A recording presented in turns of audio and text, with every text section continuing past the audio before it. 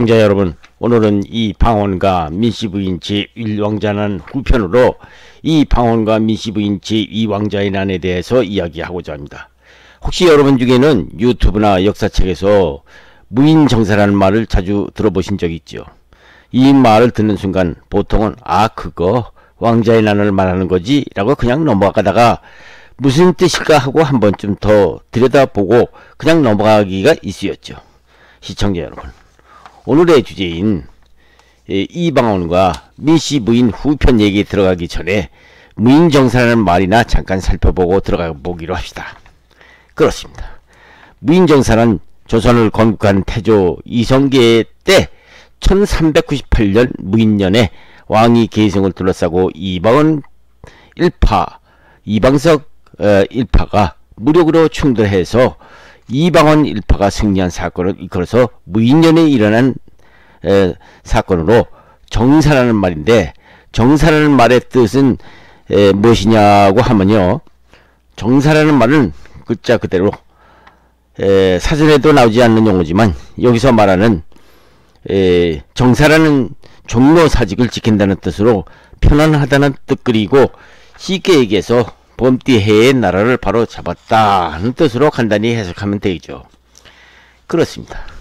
1945년 해방 직후 극도로 좌우익으로 갈리어서 혼란스러웠던 한반도 전국을 건국 초기 초대 대통령으로 당선된 우남 이승만이 혼란스러운 대한민국을 바로잡아 나라를 빠르게 건국했듯이 태조 이성계가 부패하고 무능했던 고구려 왕국을 무너뜨리고 1392년 조선 왕국을 건국했을 때 조선 개국을 반대하는 정몽주 등을 앞장서 해치우고 1392년 7월 백극년 등과 함께 아버지 이성계를 왕으로 추대해서 개성 수창궁에서 즉위했을 때에 제일 공이 많았었죠. 이때 이방원은 26세의 펄펄 나라는 청년이었다고 합니다. 이방원은 이때 아버지 이성계 곁에서 어느 싸움터에서든지 앞장섰고 아버지가 왕위에 오르게 하는데도 제일 공이 많은 왕자였죠. 방원은 이때부터 은근히 세자의 자리는 응당 자기에게 돌아올 것이라고 기대하고 있었죠. 그러나 상황은 달랐습니다. 계보인 현비 강씨가 낳은 방석을 세자의 책봉해 달라고 태조에게 졸랐죠. 시청자 여러분, 여기서 조선 개국시 태조 이성계 얘기만 나오면 방원이니 방석이니 방자가 많이 등장하는 주인공 이름이 많이 나오는데 시청을 하다 보면 헷갈려서 무슨 얘기인지 어리둥절할 때가 많죠. 그래서 잠깐 태조 이성계 집안 내용을 잠깐 살펴보기로 합시다. 원래 조선 왕국 태조 이성계에는 모두 8남 5녀가 있었습니다. 첫째가 진안대군 박웅, 둘째가 영안대군 방과, 셋째가 이간대군 방위, 넷째가 해안대군 방간, 다섯째가 정안대군 방원, 여섯째가 덕안대군 방연, 일곱째가 무안대군 방번, 그리고 의안대군 방석 등 8명의 아들과 5명의 딸이 있었죠. 그런데 첫째 이방우, 둘째 방과, 셋째 방의, 넷째 방간, 다섯째 방원, 여섯째 방연 등 6아들과 두 공주는 이성계가 왕이 오르기 전에 세상을 떠난 신의왕후 한씨의 소생이었고, 그 아래 7번째 방본과 방석 두 왕자는 임금이 된 후 정비로 된 계비 현비 강씨 소생이었죠. 이 중 한씨 소생인 방우는 이성계가 임금이 되기 전에 죽었고, 강씨 소생으로는 유일하게 자기 소생과 방석의 딸 경순공주 셋뿐이었죠. 현비 강씨는 이성계에게 자기 소생 방석을 세자로 책정해달라고 태조에게 조릅니다. 그런데 강씨는 방본과 방석 두 아들 중에서 방본보다는 막내 아들인 방석을 세자 책봉을 원했는데 왜 그랬을까요? 그런 데는 이유가 있습니다. 현비 강씨의 맏아들 격인 무안대군 방본은 평소 아버지 이성계가 1388년 4월 고려왕이 고려 팔도도 통사인 채영 아버지인 이성계가 우군도 통사 조미수 장군이 좌군도 통사로 임명되면서 명나라 요동을 치기 위해서 군사를 동원했으나 1388년 4월 압록강에서 해군에서 고려 우왕을 패하고 왕자 창왕을 추대하더니 맏아들인 방본은 세자로 부적합하다고 보고 있었기 때문이었죠. 그 이듬해인 1389년 1년도 못 되어서 창왕을 폐하고 정창군을 고려 마지막 왕인 공양왕으로 세우면서 정몽주 등 많은 고려 유신들을 죽이는 과정을 보고 평소부터 아버지 이성계의 이러한 행위를 못마땅하게 여기고 있어서 어머니 강씨도 어쨌든 현비 강씨는 방언의 야심을 평소에 간파하고 하루빨리 방석을 세자로 책봉해달라고 이성계에게 조르지 않을 수 없었었죠. 물론 이성계가 굴뚝같이 아끼는 개국공신 정도전도 현비 강씨 편에 있었음을 물론이었습니다. 결국 1392년 8월 현비 강씨 소생의 이성계의 8번째 아들은 이 방석이 마침내 세자로 책봉하게 됩니다. 이때 야심을 갖고 있던 방언은 속이 부글부글 끓었죠. 어디 두고 보자. 이것은 분명히 계비 강씨와 정도전 놈이 갈롱으로 이렇게 만들었다 하고 이를 박복할지요. 물론 강씨는 방석이 세자로 책봉되면 다른 왕자들의 반발을 미리 짐작한 현비 강씨로서는 정도전과 협의 이미 군사를 풀어서 대궐 안팎을 철통같이 경계하고 있었죠. 그런지도 모르고 세자 책봉 문제로 불만이 많은 방언이 아버지 이성계를 만나러 들어오려고 했지만 번번이 제지당했습니다. 그런데 웬일일까요? 1396년 세자로 책봉시킨 지 4년 사이에 신덕왕후 강씨가 시름시름 앓더니 1394년부터 지금의 서울인 한성부가 도성이 거의 완성되어 왕후로서 영화를 누리기 전에 세상을 떠나고 맙니다. 1396년 8월의 일이었죠. 현비 강씨는 신덕왕후로 봉해지고 서울 중구 정동에 묻히니 이것이 뒷날 태종 9년에 지금의 도봉구 정릉동으로 옮겨졌던 정릉이죠. 태조의 슬픔을 이루 말할 수가 없었죠. 모든 일이 손에 잡히지 않았고 신덕왕후 정릉을 들러보는 것이 일쑤였죠. 무덤이나마 대궐 가까이 두겠다고 해서 신하들의 반대도 아랑곳하지 않고 지금 중구 정동에 능을 만들었을 정도였으니까요. 태조 이성계는 이때부터 점점 그 장군의 기계가 줄어들기 시작했죠. 이렇게 되자 조종은 정도전과 남원이 세상이 되었고 그들 마음대로 조종을 주무르기 시작한 것입니다. 자연히 정도전과 남원은 이방원에 대해서 경계를 하지 않을 수 없었죠. 제1편에서 보았듯이 제1왕자난을 겪으면서 정도전은 남원의 집에 숨어 있다가 정도전은 탐을 뛰어넘어 이웃집으로 달아나다가 방언의 칼에 죽임을 당하고 말고 남원도 뒷문으로 도망가다가 밀건 산속에 잡혀서 죽게 됩니다. 이방원과 이숙번이 다시 군사를 거두어 광화문으로 달려온 것이 동이틀 무렵이었죠. 여기까지가 1398년 무인년에 왕이 개성을 둘러싸고 이방원 일파와 방석 일파가 무력으로 충돌해서 방원 일파가 승리한 사건으로 무인정사 또는 제1왕자의 난으로 역사는 기록하고 있습니다. 조선 왕조 실록에서는 제1왕자의 난을 무인정사라고 했는데 그렇다면 이 무인정사라는 말을 다른 말로 표현한다면 이방원이 범띠해인 무인년에 혼란스러운 나라를 바로잡았다는 얘기인데 이게 웬일입니까? 태조 7년인 1938년 9월 5일 태조 이성계는 갑자기 첫째 왕자인 방과를 세자로 책봉함과 동시에 그가 맡았던 모든 일을 세자에게 물려주겠다고 선언을 합니다. 이렇게 해서 태조 이성계는 조선 왕국 건국 7년 만에 첫째 아들 방과에게 임금자리를 넘겨주니 이 사람이 바로 조선왕국 제2대 임금인 정종입니다. 이로써 태조 이성계는 상왕으로 되어서 경복궁 북쪽에 있는 북량정이라는 방에서 꼼짝하지 않고 지내게 되죠. 하지만 그가 갖고 있던 임금의 직인인 국세만큼은 정종에게 돌려주지 않았습니다. 정종은 답답하지만 할 수 없이 좌정승 조준과 우정승 김상의 권고로 국세를 새로 쓰기로 하죠. 이때 방언은 아버지 태조 이성계가 이렇게 자기에 대해서 홀대 아닌 홀대를 당하자 방언은 이번에는 형인 정종에게 찾아가서 그동안 무인정사로 공이 많던 수하장수들인 이숙봉과 하윤에게 벼슬을 내려줄 것을 요구합니다. 그렇지 않아도 왕의 자리에 앉기는 했으나 무인정사의 과정을 지켜보고만 있다가 그 자리에 오른 정종은 방언의 요구를 들어주어서 이숙본을 우부승지, 하윤을 정단문학이라는 벼슬을 내리게 됩니다. 정종은 이때부터 방언이 조정에 나타나기만 하면 은근히 방언에 대해서 겁을 내게 됩니다. 정종은 내심으로 방언을 경계하면서도 동생들에게 벼슬을 내려 바로 아래 동생인 셋째 이간대운 방위에게는 중군절도사, 넷째 동생 방간에게는 좌군절도사, 다섯째 동생인 방원에게는 우군절도사 벼슬을 내려서 아래 삼형제들끼리 군사권을 주어서 서로 견제시키려는 조치를 취한 것이죠. 그러나 견제라고 하지만 실제로는 중군, 우군, 좌군, 절도사 중 군사 세력이 제일 강한 우군 절도사를 가지게 된 방언만큼은 내심 신경 쓰지 않을 수가 없었던 것이죠. 사실 태조 이성계가 임금으로 임명은 되었지만 따지고 보면 정종도 다섯째 동생인 정한대군이 이방원 덕분에 왕이 오른 것만큼은 부인하지 못하고 있었죠.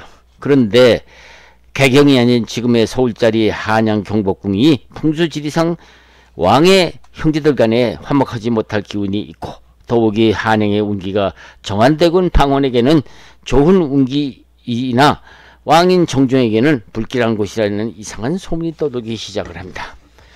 이러한 소문이 애써 미신이라고 부정했었지만은 정종에게는 좌불안석 불안하기 짝이 없었죠. 정종은 이때부터 한양 경복궁에 눌러앉아 있으면 무슨 병거라도 생길 것만 같아서 다시 한양을 버리고 개경으로 천도하고 싶은 생각이 하루도 떠나질 않았죠. 결국 정종은 다시 수도를 개성으로 옮긴다고 명을 내립니다. 그렇지 않아도 서울 장안 백성들은 불안할 때 왕이 서울을 버리고 다시 개성으로 천도한다는 말에 민심은 뒤숭숭하게 됩니다. 태조 이성계는 정종이 서울을 개성으로 다시 옮긴다는 조치에 처음에는 크게 반발했으나 아들인 정종에게 일단 전권을 넘긴 이상 더 이상 버틸 수가 없어 다시 개성으로 따라가지 않을 수 없었죠. 이 해가 1399년 정종이 왕위에 오른 지 불과 1년 만에 이루어진 개성으로 되돌아가는 사건입니다. 방언도 어쩔 수 없이 개성으로 따라갈 수밖에 없었죠. 방언은 일찌감치 개성 궁궐 남쪽에 있는 별궁인 수정궁 근처 넓은 뜰과 멋진 정원이 있는 집에 입주하게 됩니다. 이 집이야말로 훗날 방언과 그의 부인 민씨가 장차 야심찬 미래를 약속받게 된 집이 된 것이죠. 그야 그럴 것이 그 넓고 멋진 정원은 개경으로 다시 돌아온 지 조선왕조 개국과 동시 실세 중에 실세인 방언을 찾는 문객들과 그의 수족과 같은 장수들을 맞아주는 장소로서는 그렇게 좋은 안성맞춤 집이 아닐 수 없기 때문이었죠. 그런데 옛 고려 궁궐에 입궁하게 된 정종은 개성에 들어왔으나 편안해야 할 정종 임금은 불안하기 짝이 없기는 마찬가지였죠. 문제는 자기 자리를 물려줄 임금의 자리를 내어줄 후사로 지금대로라면은 자기가 낳은 왕자로 세자를 책봉해야 하는데 무자식의 정종에게는 큰 고민이 아닐 수 없었죠. 그렇게 되니 이런 약점을 간파한 왕의 동생들이 가만히 있지를 않고 있었죠. 서일로 따지면은 정종의 바로 아래의 동생인 방의가 다음 임금으로 늘었을 법한데 셋째 방위는 그동안 골육상쟁에 죽고 죽인 형제간의 싸움을 번터라 아예 궁궐 출입조차도 멀리하고 있었기 때문에 다음 서열인 좌군절도사로 있던 방간이 바로 우형인 방위의 그런 태도에 고무되어 은근히 다음 임금 자리를 자기에게 돌아올 것이라고 기대하고 있는 터였죠. 그때 그 방간에게 어느 날 박포라는 사람이 그에게 찾아옵니다. 시청자 여러분, 제2왕자나를 이해하려면 박포라는 사람이 어떤 사람인가를 알아야 됩니다. 박포. 이 사람은요, 고려말 조선이 개국되자 태조 이성계로부터 1등 공신으로 신임을 받아서 대장군으로 임명됐던 사람인데 태조 이성계가 대신들 간의 입을 한번 잘못 놀리는 바람에 한때 귀양까지 갔다가 보내려 했으나 공신인 만큼 귀양을 면하고 자택에 근신했다가 이성계가 다시 적재설에 임명되어 있던 인물을 무인정사 때는 자기 휘하 군사들 이방원 편을 들어준 덕분에 우군 동지 젖제사에 임명되었죠. 자기 공례에 비해서 이승권이는 우부승지, 하류는 정탄학문학이라는 벼슬을 내렸지만은 자기는 겨우 우군 동지 젖제사라는 벼슬을 받게 된 것이 모두 실세인 방언의 농간이라고 생각하고 불만이 많은 인물이었죠. 시청자 여러분, 여담이지만 여기 박포라는 인물평을 듣다가 한때는 조선 개국 1등 공신이었다고 대장군 칭호까지 받았던 박포가 이성계로부터 노여움을 받아서 한때 근신까지 받았다는 사람이라면 궁금하지 않으세요? 한번 들어봅시다. 그 사연이 이렇습니다. 때는 1382년 조선왕국 개국 후 그토록 현빈 강씨가 애지중지하던 아들 방석이 세자로 책정되었을 때였죠. 그때 세자 이방석과 혼인해서 세자빈으로 책봉되었던 세자빈 유씨가 1391년 6월 19일 내시였던 이만과 간통한 사실이 있었습니다. 이 사실은 함부로 떠들면 안 되는데 현빈 강씨 소생의 유일한 세자빈인 유씨가 내시 나부랭이와 간통한 사실과 간통했다는 사실을 안 대장군 박포가 여러 대신들 앞에 발설을 하는 바람에 이에 분개한 현빈 강씨와 태조 이성계가 발설자와 그 자리에 있던 대신들을 모두 감옥에 가두었는데 박포만큼은 귀양을 보내려다가 공신인 만큼 대장군짜리 벼슬을 깎아내리는 대신 그 자택에서 근신하고 있다가 다시 젖제사로 임명되었는데 무인정사 때 이방원 편을 들어줘서 무인정사의 공을 세웠건만 종종이 임금이 된 일에 막회에서의 입김이 막강한 실세 중의 실세인 이방원이 자기를 2등 공신으로 격하 대우하는 데 따른 농공행상에 항상 불만을 늘어놓고 있을 때였죠. 박포는 이승권이나 하류는 그렇다 치고 조준 등 원로 대신들조차 1등 공신으로 그대로 두고 자기만 2등 공신으로 홀대받는 것이 모두 방언 때문이라고 생각하고 있었던 것입니다.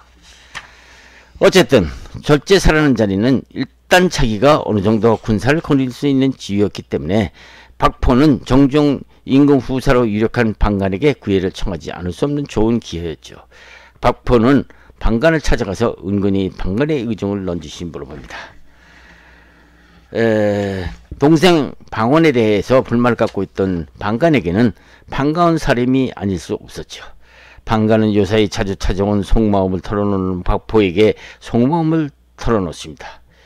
호곡대감께서도 아시다시피 이게 어디 정상적인 나라입니까? 아직도 아버님께서 건강하신데도 상황자료 물러나 옥세조차 내어주지 않고 계신다는데 말입니다.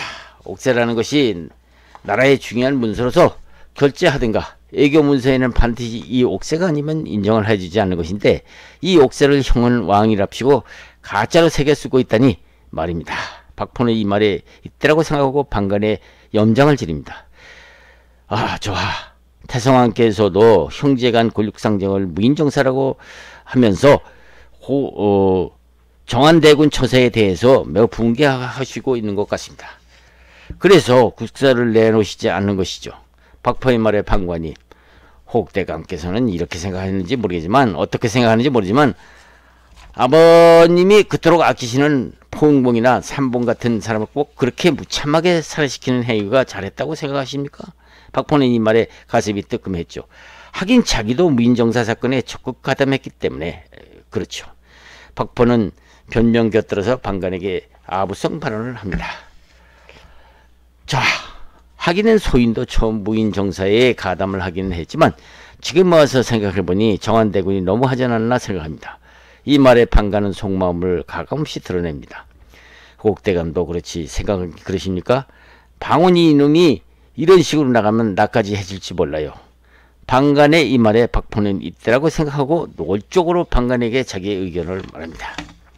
박포는 방간에게 방간의 말대로 이 방언이 언제인가 해줄지 모르니 방의 모양으로 유자적을 하든가 아니면 이 방언과 맞서 싸워 이 방언으로 하여금 정치 일체에 관여 못하도록 해야 한다고 역설을 합니다. 방간도 이런 경우 어떤 처신을 해야 할지 모르고 있던 채에 박포가 처방을 내놓자 귀가 번쩍 뜨입니다.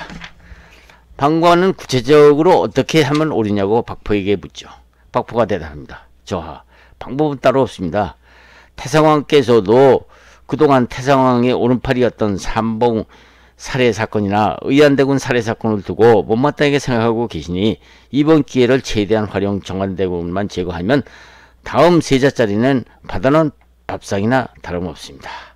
동생 정관을 해쳐버리자는 말에 섬뜩하기는 했으나 다시 묻습니다.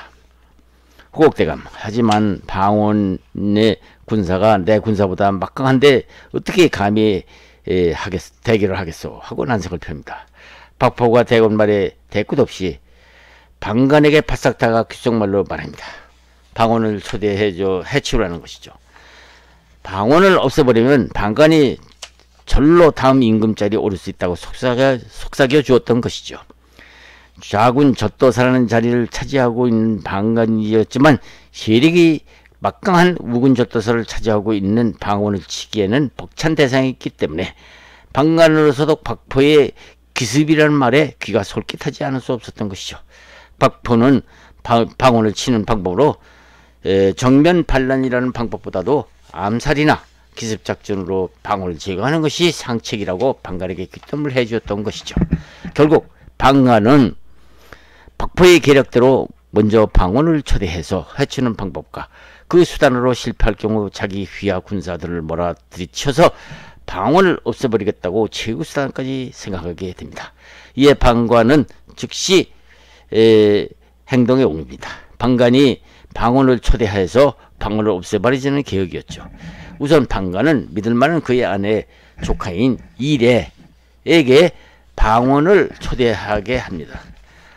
방간은 그때 초조카인 이내의 어떤 인물인지도 모르고 단순히 친족이라는 이유만으로 그를 믿고 보내기로 한 것이죠.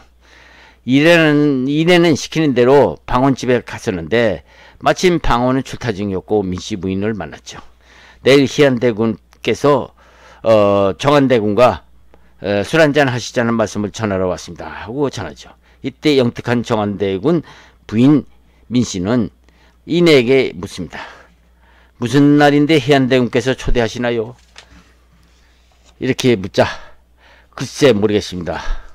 이내의 말에 영특한 방언 부인 민씨는 글쎄 모르겠다는 말에 대군께서는 눈치를 채고 대군께서는 요새 몸이 아파서 술을 못 드신다고 전하시오 하고 말합니다. 한편 방간의 처조카 이내는 방간에게 방언가에 갔다 왔다는 사실을 고하러 돌아와 보니 방간의 집에서는 손님 맞이 음식 준비를 하기는커녕 집 주위에 무시무시한 경계망을 펴고 있는데 놀랍니다. 그리고 당시 상황을 조선왕조실록에 놀랍니다. 그때 그 당시 상황을 조선왕조실록에 보면은 이렇게 기술되어 있습니다. 한번 읽어보기를 합시다. 원래 이간공 방위는 성품이 순하고 항상 모든 일에 조심스러운 사내였고 어리석기 짝이 없는 대군이었다. 그러나 정안공 방호는 영특할 뿐만 아니라 매사에 지혜롭고 많은 책을 읽은 덕분에 모든 일처리에 능숙한 인물이었고 고려를 무너뜨리고 조선 왕국을 이룩한 것은 모두 그의 공이었다. 그런 이유에서인지 백성들은 한마음으로 그를 존경하고 따랐다. 그러나 이간공 방이 다음 아우인 희안공 방가는 은근히 다음 후사는 자기의 것이라고 생각하였지만은 항상 동생 정안공 방원이 마음에 걸릴 수밖에 없었다. 이때 판간이 그의 처조카이며 판교소 감사 벼슬을 갖고 있던 아내 이내에게 다음과 같은 말을 했다. 여보게 정안공이 나를 시기하고 있어서 그가 나를 죽이려 할지 모르니 내 어찌 필부의 죽음처럼 개죽음을 당하고 있겠는가. 방간의 처조카 이내는 이 말을 듣고 깜짝 놀라 다음과 같이 말을 하죠. 개죽음을 당하시다니 무슨 말씀입니까? 아무리 정안공이 나라를 세우는데 공이 크다 한들 그게 어디 정안공 혼자만의 힘입니까? 만일 정안공이 대군을 해치려 한다면 천인공노할 일이죠. 그런 짓은 못할 것입니다. 이 말에 방간은 이내의 말도 마땅치 않은 듯 불끈 성을 내며 뭐라고 방언이가 그런 짓을 않을 것이라고 네가 나에게 누구 편을 들어서 하느냐 했다. 이 자리에서 이 두 사람의 대화를 듣고 있던 방간의 처의 양 부모인 가인본과 간곡히 방간에게 말하기를 저하 어찌 동생이 형을 해친다는 말씀을 하십니까? 그런 말씀은 아예 꺼내지 마십시오 하였다. 이대는 방간의 집을 나서서 일이 심상치 않음을 느끼고 그의 스승인 우현복에게 찾아가서 이 사실을 상의하면서 희안대군이 심상치 않으니 정한공에게 이 사실을 알려야 하지 않느냐고 했다. 우현복은 곧바로 그의 아들인 우흥부를 시켜서 방원에게 이 사실을 알렸다. 여기까지가 조선왕조실록 정종편에 쓰여져 있는 내용입니다. 방원은 우현복의 통보를 받고 그날 밤 하륜과 이무 등 신복을 부립니다. 이 자리에서 이방원은 이들에게 며칠 전 형 방간이 자기를 초대하였는데 처인 민씨 부인의 기지로 몸이 아파서 못 가서 미안하다고 돌려보냈다는 얘기를 하면서 어제는 대궐에서 정종임금이 대군들을 불러서 돌아오는 길에 방간과 방원이 나란히 말을 타고 궁궐에 나오면서도 이상하게도 방원에게 며칠 전 초대 얘기도 꺼내지도 않는데 이상한 생각이 들었다고 하지요. 한편 방간은 박포의 계획대로 방원을 자기 집으로 초대해 그를 없애려는 계획이 뜻대로 되지 않자 방간은 당황해서 박포를 부릅니다. 일이 어긋났으니 어찌하면 좋소? 라는 방간의 이 말에 박포는 저하, 저는 여러 대군들에게 초대를 하면 정한대군이 눈치를 채지 못했을 터인데 정한대군만 찍어서 초대한 것이 그렇게 된 것입니다. 저하, 필히 정한대군이 가만히 있지는 않을 것입니다. 이제는 정면 돌파하는 수밖에 없습니다. 이 말에 방간은 호곡대감도 아시다시피 우리 군사가 정한대군보다도 약한데 정면 돌파가 가능하겠소? 하고 묻지요. 이에 박포는 두려워할 것 없습니다. 그동안 못된 짓을 많이 한 정한대군은 먼저 선수를 쳐서 저하에게 도전해오지 못하게 하는 것입니다. 우리가 먼저 기습을 해서 선제 제동을 걸어야 합니다. 기습을 한다. 기습을 하는 수밖에 없습니다. 이 말에 방간은 이렇게 말합니다. 하지만 그렇게 되면 정종임금이나 태상왕이 가만히 계시겠습니까? 그 점은 저하가 적극 나서서 기습의 타당성을 태상왕과 정종임금에게 알려야 합니다. 두 분께서 응하실까요? 저하, 두 분께서도 그동안 정종께서는 정한대군이 모든 정세에 이래라 저래라 간섭하는 것을 못마땅하게 생각하고 계실 뿐만 아니라 태상왕께서도 그분이 아끼시던 포운 살해사건이나 의양군 살해사건의 노여움을 풀지 못하고 계시니 이것을 이용 정종께 정한대군을 쳐야 할 불가피성의 동의를 구하시면 됩니다. 방어는 정면으로 하려면 명분을 쌓아야 하기 때문입니다. 박포의 말에 힘을 얻은 방간은 상장군 오영군과 그의 조카인 민원의 아들 이맹종 등 150여 명의 정예군을 동원해서 이방원의 집을 습격하기로 합니다. 수인면을 거쳐서 방과의 집에 가서도 습격하려면 태상왕 이성계의 거처인 목청전을 거쳐야 했죠. 방간은 기사 이성계를 시켜서 태상왕께 정한대군이 자기를 해치려 해서 정한군 행위를 저지시키기 위해서 군사를 동원했다고 장계를 올립니다. 그런데 그 반응이 상당치 않았죠. 심상치 않았죠. 조선왕조실록에 의하면 이때 태상왕 이성계는 화를 내면서 방원과 방간이 아버지가 다르냐 어머니가 다르냐 하면서 화를 내더라고 전해왔죠.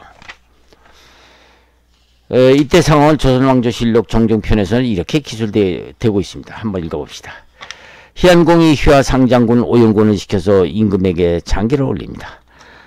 전하, 정한이가 저를 해치고자 하므로 제가 부득이 군사를 일으켜서 정한이를 치기로 했습니다. 청하옵건대 주상께서는 놀라지 마십시오. 아니 이 장계를 받으면 정종임금이 노하에서 도승지 이문화를 시켜서 방간에게 이렇게 탈이라고 하명을 합니다. 네가 어디서 무슨 소리를 듣고 그러는지 모르지만은 너와 네 동생 방원은 같은 혈육이 아니냐. 정말 한심하다. 어서 군사동원 계획을 버리고 궁궐로 온다면 네 목숨을 지켜주겠다. 이렇게 긴박하게 돌아가고 있을 때 방원은 또 어땠을까요? 방원은 그동안 우현배 제보를 받고 보니 그대로 가만히 앉아서는 당할 수 없다고 생각하고 방원은 그 길로 우군 가운데 칼 잘 쓰고 말 잘 타는 낯선 군사들을 조련시키기 시작합니다. 시청자 여러분, 바야흐로 방언과 방간 간의 싸움이 시작되기 전 고려 500년의 소리였고 정종도 서울로 다시 정한 개경이 어떤 것인가 대충 알아보고 나갑시다. 당시 개성은 황성, 내성, 이성으로 겹겹이 둘러싸여 있었죠. 우선 왕이 거처하는 곳을 궁궐이라고 부르고 대신들 같은 귀족들이 모여 사는 곳을 황성이라고 부르고 주로 대신 같은 귀족들이 모여 사는 공간은 일반 백성들과 구분이 되어 있어서 내성과 이성으로 구분되어 있었죠. 당시 개경은 북에는 송악산, 동쪽에는 덕암봉, 서쪽에는 오공산, 남쪽으로는 용수산으로 둘러싸여서 예적으로부터 개경을 지키기엔 딱 좋은 위치였죠. 개경도 지금 서울 모양으로 개성 중앙에 자남산 우인이 우뚝 서 있고 송악산과 자남산 사이로 사천강이 흘러서 서울의 청계천 모양으로 강 흐름이 서쪽에서 북쪽으로 흘러 예성강을 통해서 서해 바다로 흘러 들어갑니다. 이숙번이 자남산과 나북산 산사에 지나가는 도로 양편에 방원군을 매복시키자는 뜻은 방간군이 방원군의 저택을 공격하려면 반드시 이 협곡도를 지나쳐야만 했기 때문이었죠. 한편 방간군은 거침없이 선주교로 와서 잠깐 멈춥니다. 방간은 수하장수 목인에게 묻습니다. 목장군, 틀림없이 정한이가 우리가 이곳까지 도착된 것을 알고 있을 텐데 자남산 소로를 통해서 내성으로 진격하는 것이 어떻겠소? 목인애가 대답합니다. 동대문 쪽으로 진군하시자는 말씀이죠. 정한대군의 군사수가 워낙 우리보다 우세해서 정면으로 대결은 어려우니 하고 말끝을 흐립니다. 한편 이때 임금이 보낸 도승지 이문화가 임금의 교지를 방간에게 전하려고 나타납니다. 임금의 교지를 가져왔던 말을 듣고 말에서 내려서 교지를 읽어보던 방간은 도승지를 거듭도 부르지도 않고 다시 말에 올라탑니다. 그리고 동대문 쪽으로 말을 몹니다. 그리고 동대문 박사조가라는 곳에서 군사들을 포진시킵니다. 한편 상황이 이렇게 돌아가고 있는데도 까마득히 방간이 자기를 해치러 온다는 사실을 모르고 있던 방원은 측근 노한으로부터 방한군이 완전 무장을 하고 예성으로 들어오고 있다는 사실을 제보받고 놀라게 됩니다. 아니 형이 민씨 부인이 옆에 있다가 여보 그렇지 않아도 무구가 아침에 연락이 왔는데 희안대군이 무장한 군사들을 이끌고 수인문으로 들어오고 있다는 말을 듣고 진감인가 했는데 역시 이럴 줄 알았어요. 그래서 운정 부승지에게 연락해서 우리도 군사들을 동원해야 할 것 같습니다. 순간 방호는 형 방간이 설마 자기를 해치겠냐는 마당에 민씨 부인의 말을 들은 등 만등 북과 먹표를 가져오라고 하더니 서간말을 써서 노한에게 당부합니다. 내 이 글을 형에게 전하시오. 아무 말 없이 이렇게 말하고 자기 방으로 들어가죠. 방원이 써준 글을 갖고 방간에게는 달려가 노한이 방간에게 쓴 글 내용을 줍니다. 형님 지금 얘기를 듣자 하니 형이 내가 형을 해치려고 해서 나를 치러 온다는 말이 있는데 군사들을 그 자리에서 행군시키지 말고 나와 대화를 나눕시다. 이거를 읽고 있던 방간은 코웃음을 치면서 방원이 이놈 제발이 저린 모양이지 어림도 없다 하면서 타고 왔던 말을 올라타고 노한을 거듭떠보지도 않습니다. 방원은 노한의 말을 듣고서야 그때서야 민씨 부인을 부릅니다. 부인, 형의 태도가 구제불능이니 어찌하면 좋겠소 하고 한탄하듯이 말합니다. 민씨 부인이 때는 왔다고 생각하면서 이렇게 말합니다. 여보, 그래서 내가 무구 동생에게 운정에게 급히 연락 빨리 갑옷과 무기를 소지하여 완전 무장하고 이곳으로 오라고 했어요. 여보, 당신도 갑옷을 챙겨 입고 준비를 하세요. 드디어 골육상징의 비극이 벌어지기 직전의 모습이었죠. 한편 이때 이숙번은 방원과 사냥하기로 약속이 되어 있어서 방원의 집 근처인 백금반가까지 나왔다가 뒤늦게 이 소식을 듣고 방원의 집에 찾아가 보니 방원은 보이지 않고 벌써 방간군이 이 시방교라는 다리까지 쳐들어왔다는 소식을 듣고 화들짝 놀라서 군사들을 시방교로 직결하도록 명령을 합니다. 이승권이 시방교에 도착하니 방원이 시방교에서 방간군과 다시 대치하고 있었죠. 이승권이 이승권다우게 이렇게 말합니다. 좋아, 제가 군사들 이끌고 전면에 먼저 돌파할 터이니 제 뒤를 따르십시오. 합니다. 이에 침착한 방원이 말을 합니다. 아니야, 지금 우리가 졸지에 군사들을 동원하는 바람에 준비를 철저하게 하지 못하고 나온 저놈들과는 아직 무지리 지원군이 도착할 때까지는 시간을 보내야 해요. 저놈들의 사정은 내가 잘 알아. 우리 군이 여기서 대응만 하고 있으면 저놈들이 활쏘가 될 것이고, 그렇게 되면 저놈들은 화살을 부족 상태가 올 것이고, 그래도 나가지 않으면은 돌멩이라도 투적실 것이 분명해. 그렇게 되는 동안 무지리 동원시킨 군사가 도착되면 그때 공격을 해도 늦지 않아. 과연 방원의 말대로 방간군은 화살이 소진되었는지 화살이 날아오는 숫자가 뜸해지기 시작했죠. 이승권은 정한대군 방원의 계략 결과에 그만 숙연해지고 맙니다. 방원이 지시를 합니다. 군사들은 내 말 들으라. 이 지라는 부대를 둘로 나눠서 제1부대는 남산을 타고 태묘 마을 입구로 향하고, 제2부대는 피자반과 줄 우물가 묘각동 여러 골목에 분산시켜 배치시키되, 이승권이는 손짓교로 쪽으로 나가서 적을 유인하라 하고 지시를 합니다. 이승권이 방원의 지시를 받고 앞으로 나갔으나 벼랑간 방간군이 쏜 화살에 이승권의 부하장수 한우기와 김우등이 탄 말에 화살이 꽂히는 바람에 두 사람이 말에 떨어져 도망쳐옵니다. 이승권은 이 꼴을 보자 자기가 탄 말을 가리키며, 한규야, 내 말은 상하지 않았으니 다시 이 말을 타고 나가 싸우라 하였죠.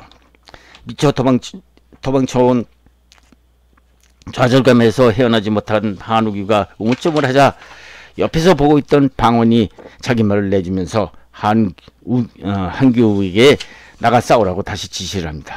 한우기는 정원대군까지 자기의 말까지 내주는데 감동해서 방원의 백마를 타고 나가죠.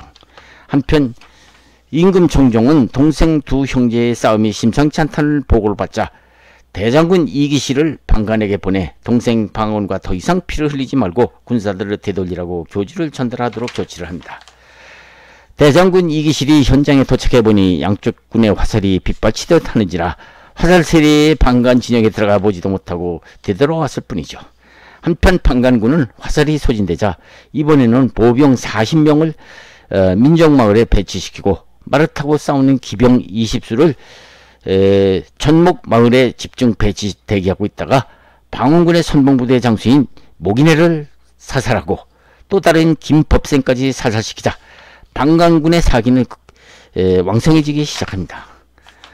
모기내와 김법생을 위한 군사들이 방원 쪽으로 도망치자 그들이 갖고 있다가 버리고 가는 화살을 이용 방간군의 기세가 급상승하기 시작합니다. 방간군은 이번에는 방원군 사령관이 이승권이 탄 말을 향해서 빗발치듯 집중해서 화살을 쏘아댑니다. 다행히 이들이 쏜 화살이 이승권을 맞히지 못하고 잠깐 양측은 더 이상 공수를 멈추고 서로 대치 상태로 돌아가게 되죠. 한편 군성에서 대신들에게 정종은 방간조차 자기 말을 고역하고 있다는 말에 탄식을 합니다. 방간이 본심은 그렇지 않을 거야. 분명히 어떤 놈의 농간이 분명해요. 그놈의 권력상정은 언제 끝났고, 이때 제1차 왕자로 승진한 참찬 부하 하륜이 참찬 무하부사 하륜이 임금에게 아뢰입니다. 전하, 그래도 한 번 더 전하께서 교지를 더 내리셔서 달래보시옵소서. 이 말에 정종은 어전회의까지 지시합니다. 내가 부독하여서 신하들과 백성들과 태평성대를 이룩한 것이라고 했던 것인데, 뜻밖에도 아우 방건이 어떤 자들의 이간질에 유혹돼서 권력상쟁꼴을 보게 되었으니 참으로 애탕할 뿐이요. 하지만 이대로 보고만 있을 수는 없으니 양쪽 다 화해를 하도록 나란 일에 협력하게 하고 방간으로서 어서 군사들을 거둬서 돌아가게 하게 하쇼.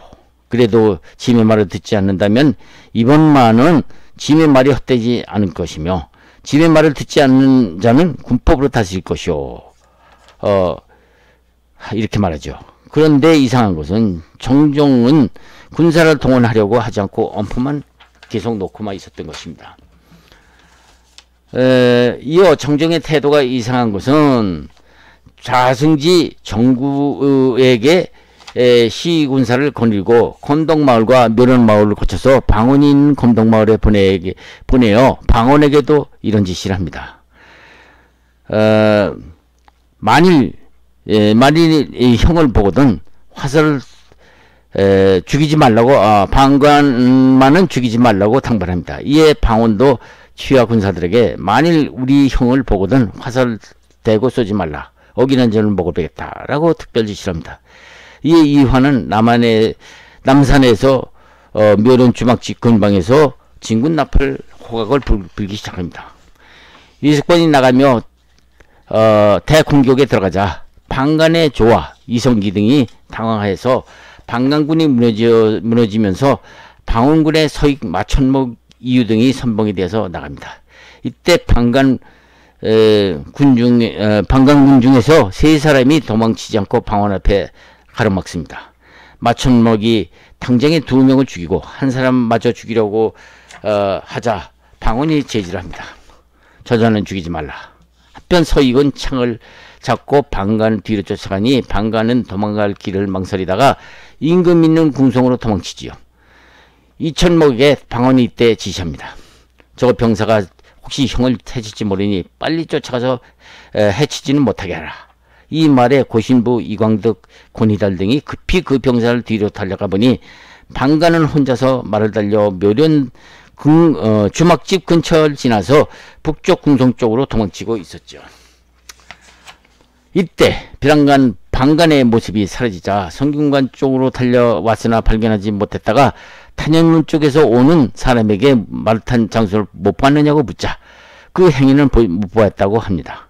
이들은 다시 말을 돌려서 보국마을 서쪽 고개에 올라가 보니 방간이 북동쪽으로 마전 갈림길로 나와서 보국마을 쪽으로 말 한 마리를 끌고 가는 사람을 발견합니다. 이 사람이 누구일까요? 바로 방간이었습니다. 방간은 보국마을 북쪽 주막거리를 지나 성균관과 서쪽 마을을 돌아서 적경원 터에 도착 말에서 내려서 갑옷을 벗고 활과 화살을 버리고 벌거덩 드러누워 있을 뿐이었습니다. 권희달 등이 도착하자 방간은 이놈들 나를 죽여라 하고 소리를 지릅니다. 권희달은 예상애로 희한대군. 그 무슨 말씀을 그렇게 하십니까? 너무 두려워하지 마십시오. 어서 일어나 주십시오. 하는 말에 방간은 툴툴 털고 일어나죠. 방간은 갑옷은 고신달에게 주고 활과 화살을 권희달에게 주며 환돈을 칼은 이광덕에게 내주면서 내가 더 가진 것은 없다. 이것 때문에 더 이상 내줄 것은 없다. 다만 이상 나를 죽이지만 않는다면 내 그 은혜만은 잊지 않겠노라 하죠.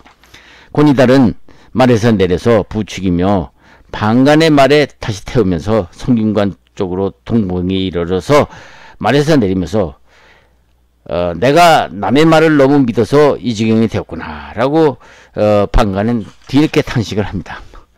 싸움이 끝났는데도 방원의 집에서는 이 소식이 전해지지 않았고 이때 방원의 집에서는 목이내가 타고 왔던 방원의 말이 화살을 받고 도망해 오면서 방원의 마구간에 들어오는 사건이 벌어집니다. 부인 민씨는 이것은 필히 남편 방원이 싸움에서 패한 것으로 알고 민씨 부인은 팔을 걷어붙이고 스스로 싸움터로 나가 싸우겠다고 하죠. 시녀 김씨 등이 말렸으나 나는 싸움터에 가서 남편과 함께 죽겠노라 하고 걸어나갑니다.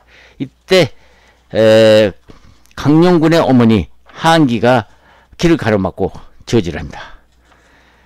민씨 부인은 당초 그렇지 않아도 이화와 이천우가 방원과 함께 출전할 때 민씨 부인은 무녀, 추비방, 유방 등을 불러서 누가 이길 것인가를 물었는데 두 사람 다 정한 대군이 이길 것이라면서 근심하지 말라고 하는 말을 듣기는 했습니다.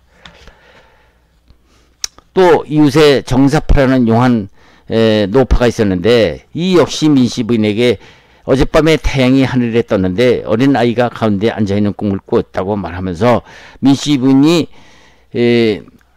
걱정할 필요 없다고 위로를 합니다. 정한공이 임금이 되어 장차 아이를 안아줄 징조라고 하는 것이었죠. 이에 민씨 부인은 무슨 말을 그렇게 하는가 믿지 못하겠다고 하면서 이 일이 일어나고 방언이 강군을 물리치고 이겼다는 말을 듣자 그제서야 남편과 함께 싸우다 죽겠다던 민씨 부인이 돌아왔다고 하죠. 싸움이 끝나고 방언이 맞은 갈림길에서 잠시 말을 마치고 혼자 먼 산을 바라봅니다. 그러면서 이숙번에게 형이 본래 성격이 소같이 우직해서 어떤 놈이 농간에 일을 저지른 것 같은데 숙번이가 형을 만나보고 왜 그러냐고 한번 물어보게, 이렇게 이숙번에게 부탁을 합니다. 한편 임금은 싸움에 진 방간을 토산이라는 곳으로 귀영을 보냅니다. 박포는 물론 목을 베었고, 이렇게 되니 방언의 세력을 하늘 찌르듯이 득세하고 임금 정종은 방언의 눈치를 더 살필 수 없을 정도로 세상의 변에 있게 되죠.